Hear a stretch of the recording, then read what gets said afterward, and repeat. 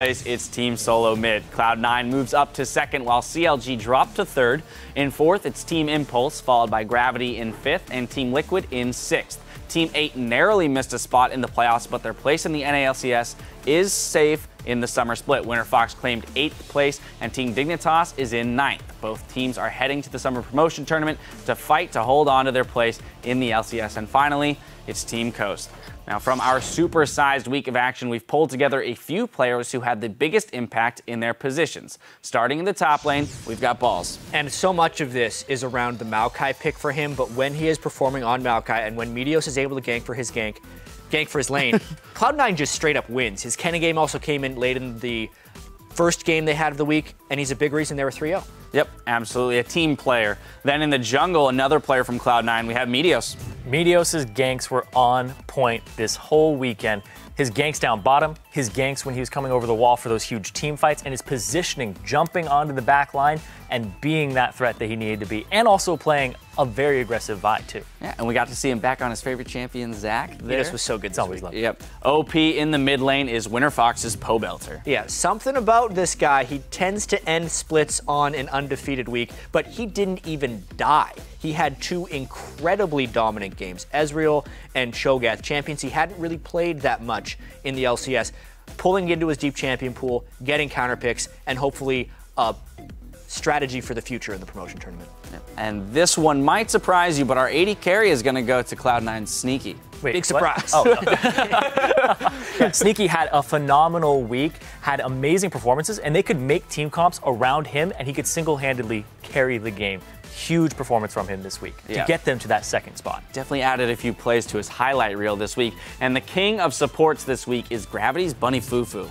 He was so good on Thresh, and he's the reason these guys clinched the playoff spot, honestly. His game, that one performance, even if he had a poor Morgana game, is enough to make him on this list above all the other supports this week. Yeah, when you hit every hook and single-handedly pull your team into the playoffs. The only way your team can find fights, and then they just find fights at will. Yeah, 100%, but there's only room for one on top of the podium, and that player is going to be Sneaky. Throughout the split, he has been a rock for C9. He came up big this weekend to help his team take down the top two teams once again and finish the split in second place. And looking at the two games he played today in particular, this Lucian game, he was juking everything. Nobody could hit him. That was the tank-focused team fight, and he was always staying safe while doing maximum damage. 2 Lucian games and a Draven game. The Draven game was super impressive as well, even if it was a lot more brief than the Lucian games. Just an unreal performance by Sneaky.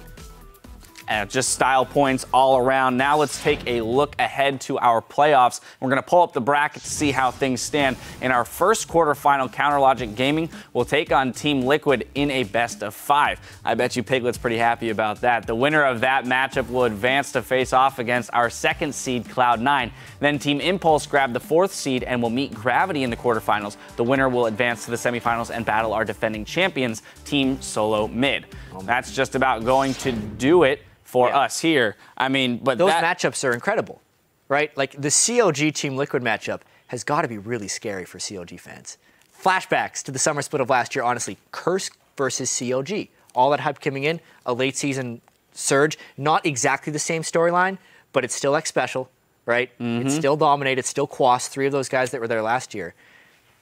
Suddenly that's a danger for CLG. Yeah, and Piglet's always wanted the opportunity to play against Doublelift, and right now Team Liquid went 2-0 this season against them, but they had Keith both of those games. So he hasn't gotten that opportunity, and he's going to get it in playoffs, and he's going to want to prove himself, and that's the drive. Back when Piglet was a star on SKT, it's because he didn't get into CJ.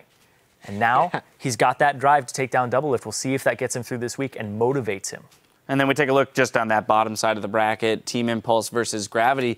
This is where that idea of Team Impulse playing to the level of their opponents and maybe getting a little cocky when they go into games like this. They're just barely the higher seed here, 4 over 5, but there is a danger that they slip into that mindset of we've got this no problem and maybe focus too much on the Team Solo Mid game that would come following. Potentially. The nice thing about this is since they're just playing the quarterfinals that week, and then it's a whole nother week until their next matchup, I don't see them falling into that trap that maybe a team could have done last year when the quarterfinals were on the same weekend as the semifinals.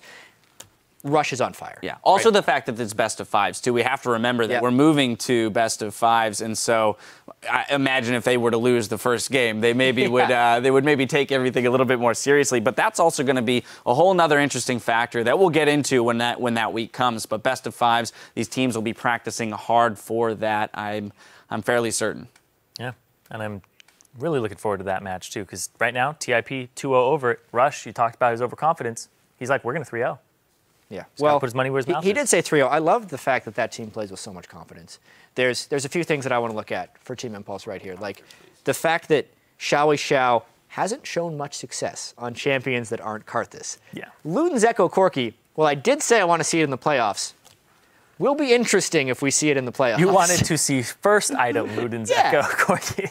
Yeah, or at least build some more AP to support the item. He got a haunting guys. Yeah, he did buy he actually Leandry's. upgraded all the way to Leandry's. But anyway, that's going to do it for us here. We'll be back with the first week of our LCS Spring playoff coverage starting on Wednesday with an all-new primetime league at its new 4 p.m. time slot. So make sure to mark that down on your calendars. Then on Saturday, the European and North American playoffs get underway, starting in the European LCS with our first best of 5 quarterfinal. 3rd seed H2K Gaming versus the 6th seed Copenhagen Wolves. After that, we'll bring it back here to Los Angeles for our first quarterfinal CLG versus Team Liquid.